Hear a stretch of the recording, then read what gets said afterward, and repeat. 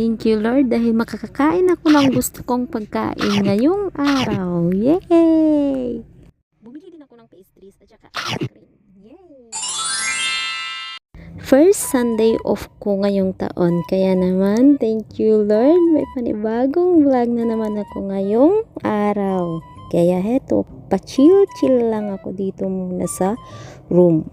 Nanood ng kung ano-ano, kaya naman ayan na, mag-aalas 12 na. Nagsahigaan pa. Parang walang balak umalis Anong oras na? Uy, bangon na. Sa wakas, nagsawa na at bumangon na para maligo. Ayan, nakaligo na. Mag-aalauna na. Ngayon pa lang ako lalabas. Diyos mayo.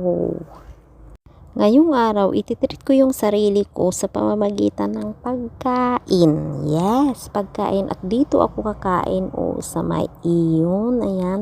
Pagpasok ko, dumiretso na ako dito sa may kuhanan ng trolley para may lagayan ako ng pagkain. Tapos dumiretso na ako dito sa bilihan ng mga lutong pagkain. Ayan, maraming nakahilera dito ng mga lutong pagkain, guys. Magsawa kang mamili. Dahil sushi ang gusto kong kainin ngayong araw, kaya naman dito ako dumiretso. Dahil mahal ito, kaya naman yung kaya lang ng budget ko ang bibilhin ko, syempre.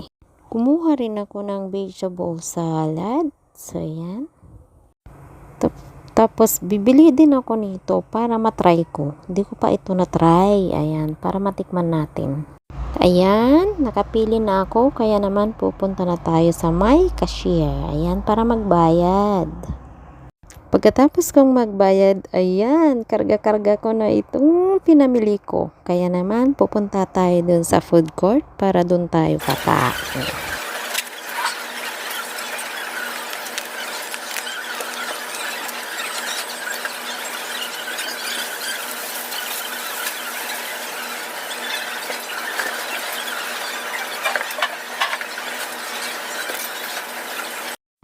Kain na tayo, guys.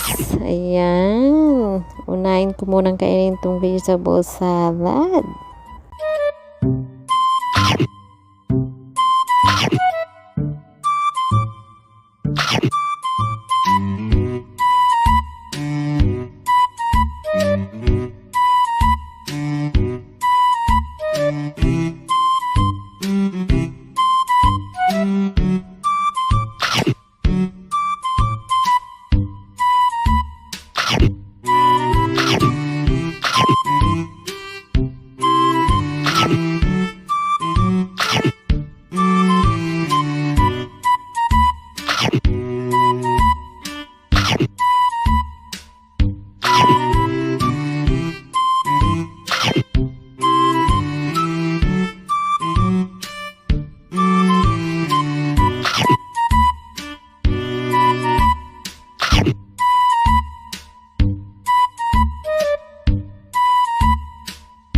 Pagkatapos kong kumain sa food court, guys, ayan, may nakita akong pastries dito.